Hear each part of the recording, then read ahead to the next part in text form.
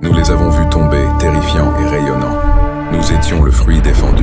Merci de t'abonner, c'est alors que des monstres de divinité et de chair, leur mort, à l'entrée, Enoch frappèrent aux portes renforcées de métal brut et d'os de mammouth. Elles s'ouvrirent, révélant deux gardes avec des lances en position. Quelle est votre affaire? Mon fils et moi sommes venus troquer le fer. J'ai besoin de plus d'outils pour m'occuper de ma ferme. Les hommes les scrutèrent de haut en bas, hochèrent la tête et ouvrirent les portes. Les yeux de Mathusalem s'écarquillèrent de terreur lorsqu'ils entrèrent, assis sur des trônes, taillés dans les crânes de grands lézards. Des bêtes semblables à des hommes, ils mesuraient près de 3 mètres de haut avec des bras comme des troncs d'arbres et étaient comme de l'onyx ciselé. Leurs visages étaient déformés, avec des brumes projetant des ombres sur leurs yeux semblables à des serpents. Mathusalem pouvait sentir leur voix dans sa poitrine lorsqu'ils parlaient. Si ce n'est pas Enoch, l'homme qui marche avec le Créateur lui-même, qu'est-ce qui t'amène à... Notre domaine, nous avons besoin de fer. Nos outils sont usés et vous avez pris tout le fer de la région. Que me donnerez-vous en échange alors pour plus? Pourquoi ne pas rester un peu avec nous, Enoch? Vous pourriez nous raconter quelques-uns de vos fameux contes sur l'Halloween. Nous avons du vin et des femmes en abondance. Je peux envoyer un tiers de ma prochaine récolte en échange de votre fer. L'été a rendu le sol rugueux. De bons outils briseraient la terre plus rapidement. Qu'est-ce qui nous empêche de nous emparer de la terre que nous avons, si votre petit pot de terre n'est pas sage? La créature saisit le manche de sa lance avec ses pattes monstrueuses. Le meurtre se lisait dans ses yeux. Mathusalem le devinait. Il cherchait une excuse pour mettre la tête d'Enoch sur l'une de ses piques, à l'extérieur. Pourtant, son père ne céda pas.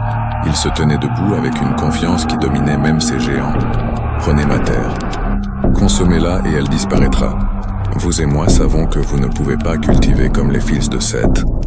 Mais passez ce marché avec moi, et je vous donnerai un tiers de ce que je cultive pour la première récolte, et un 6e pour les 3 autres ensuite. Vous, les fils de Seth, vous vous croyez si intelligents. Pas assez intelligents pour sécuriser le fer.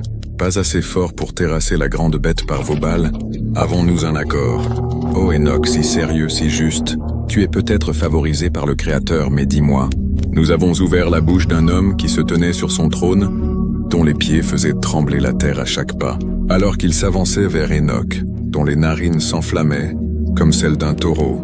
Mathusalem aurait pu jurer qu'il voyait de la fumée s'échapper à chaque respiration, Enoch restant parfaitement immobile. La bête se tenait à quelques mètres, bloquant la lumière du feu.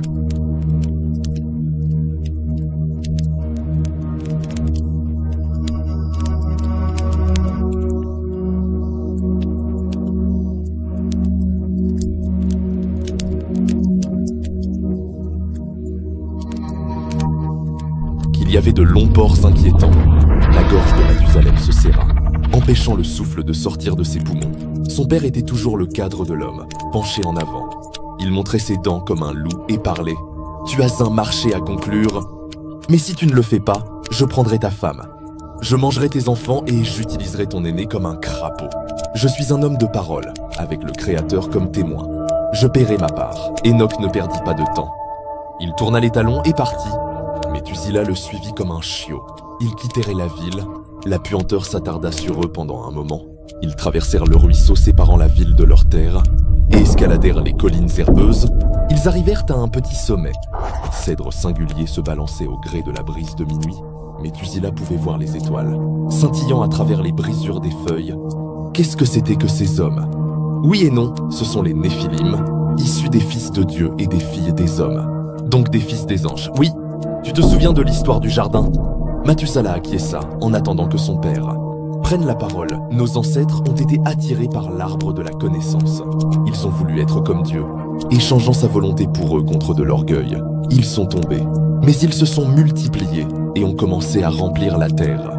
Quand les fils d'Adam se sont multipliés ici sur le monde, et ils se sont multipliés dans le monde entier. Merci de t'abonner.